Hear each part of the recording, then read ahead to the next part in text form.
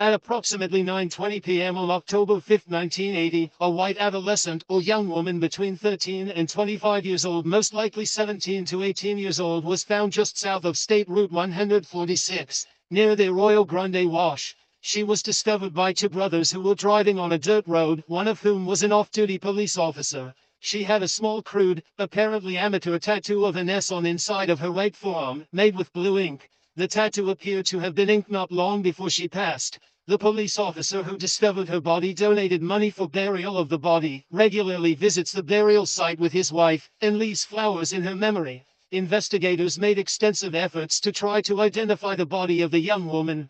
The victim's fingerprints were taken and her dental characteristics were recorded, but could not be matched to anyone. Several television shows broadcast information about the case in the hope of generating leads, none of which led to her identification or the apprehension of her unalivers. Forensic facial reconstructions were created to provide a likeness of the Jane Doe, which were hoped to enable recognition by those that may have known her.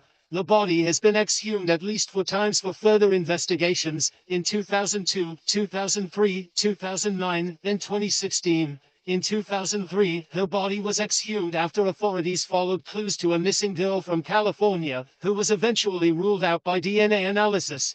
20 missing people were excluded as potential identities for the victim. The former coroner for Clark County when the victim's body was found has worked with the National Center for Missing and Exploited Children (NCMEC) to help with the case. In a video released in October 2015, he said someone is missing their little girl, someone knows who she is, or someone needs to come forward and help us, saying that he hoped the reconstructions created of the victim would trigger recognition. He said this victim's case was an impetus for the local department to develop a cold case unit for its unsolved cases. She is the case that started it all for us, he said. The officer who found the body described similar feelings about the case.